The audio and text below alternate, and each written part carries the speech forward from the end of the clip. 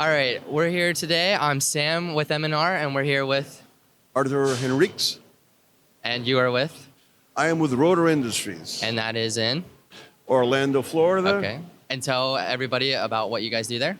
Yes, we're an M&R dealer in Florida. We sell all types of screen printing products, emulsions, inks, everything you need. We've been around since 1999, and we have some very talented people, what we call boots on the ground, and we're a full-service dealer. And you have a very interesting story. Now, Danny introduced us today, and you were the first one to have the first Gauntlet press. So if we could tell a little bit of background about how that came about. Yes, back in 2010, 2011, I had like a 2-year stint where I was refurbishing equipment. So I was going around buying used equipment, refurbishing it at my warehouse. I had several techs, and then I would resell it online, and someone could go get a Gauntlet for, say, $17,000. That's good to go. I ended up buying this press sight unseen over the phone. Mm-hmm. A couple of young guys from Jacksonville started a clothing line with this machine, and they got to a point where they needed to upgrade to a bigger press, so they traded it in to me in order to get this bigger press. Mm-hmm. I had no idea what I was getting, but the following day when I took a close inspection of the machine, I was like, hey, wait a minute, the serial number looks kind of odd. So I was fortunate enough to be able to take a picture and send it to Rich Hoffman, he was the president of M&R at the time. And he quickly replied with a phone call and let you know that was the first Gauntlet ever made. Mm-hmm. He was really excited, and he rattled off the history about the machine, when it was sold, what show it was sold, and how everyone else copied the machine. So he was going on, and I was like, wow, I was really taken back. And of course, he immediately offered to buy it. And I was glad to sell it to him because we were saving a piece of history, Absolutely, so, yeah. And relative to my life, my industry, it was fantastic. Right. So when you walk into Roselle and you do a factory tour, as soon as you get past the desk that greets you, that machine is actually sitting there. So it's one of the first things you see when you come into it. So yeah, it's amazing. Yeah. And it's fully refurbished now. It's actually at the show today and it's running. Yeah. And at some point today, we're actually going to print a shirt on it. They actually, and it turns out they had all the parts they needed to refurbish the machine. So they went to town on it and spared no expense. And it's beautiful to walk into the facility and the machine's right there. Absolutely, fact, yes. And when you actually do the factory tour, it normally ends at the machine Mm-hmm. that started everything. Right, So yeah. it's kind of ironic, Yeah, I mean, it's a true testament to it, absolutely. And even today, I know you have a lot of choices as far as equipment goes and showing that they have the customer support and they're supporting those machines. Like you said, you were refurbishing machines. So one, it's a huge perk that you can see how long these machines last, but also have the constant support for them, be able to get the parts for them. Mm-hmm. Yeah. Think about it. How much money has that machine made for everyone that's owned it throughout? Oh, I mean, I can't even imagine. Right. These young guys started this clothing company on that machine, so it prints money. It's life-changing, absolutely, absolutely. So let's just talk a little bit more about your background. When did you get into the industry? I got into the industry actually right in school, where I started printing serigraphs, and I really bitten by the screen printing bug. And once I got into apparel, it just took off from there. Mm-hmm. I was very fortunate to have been in the right place at the right time, and many times throughout my aren't we my all? life. And I did some great work at Liquid Blue, where we developed a lot of print techniques. I was involved in developing the early discharge ink with Ceracol. We did some great things over there and really set a high standard, for me in this industry. I still look back on some of the best work I've done in my life. I've gone on to own my own print shop. I've done some consulting. I got to travel all over the world, and here I am today. I've kind of ran every aspect of the industry. Right. and it's really enriched my life. I love what I do for a living. Yeah, absolutely.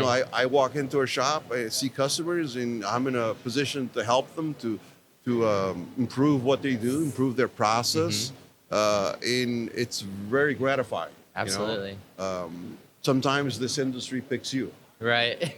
I feel that way as well. So, around what year did you start with Liquid Blue? It was 1993, 94. 93. Okay. They used to be in an old torpedo factory in Okay. Massachusetts. And a lot of people don't know that. Very cool. And when I started there, they were printing mostly plastisol.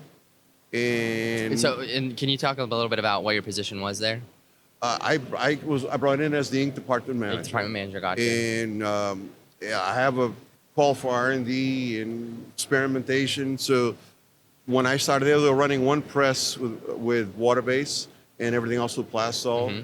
When I left, it was reversed. The other way around. Yeah, right. So there was no fear to push the envelope there, and I love that. Right, absolutely. Because you learn from your mistakes.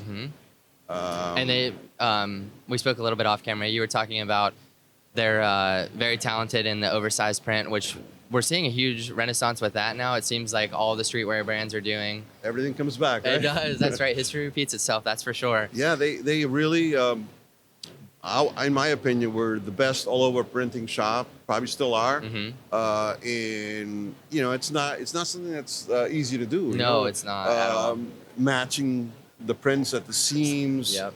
And where you have a lot of people, they'll print maybe a full graphic on the body of the shirt and only one color on the sleeves. Right. They did all of it. Wow. So, it was a great learning experience. Right. I internally grateful for that because it really set the standard for me. Yeah, and that's how you made a relationship with Danny?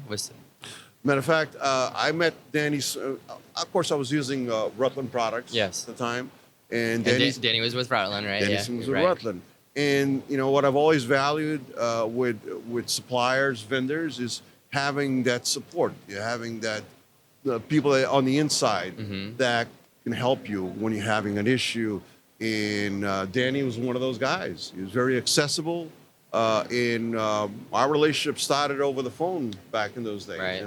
So I've always known him to be a can-do guy and a guy that really gets something done. Right. He just grew from there.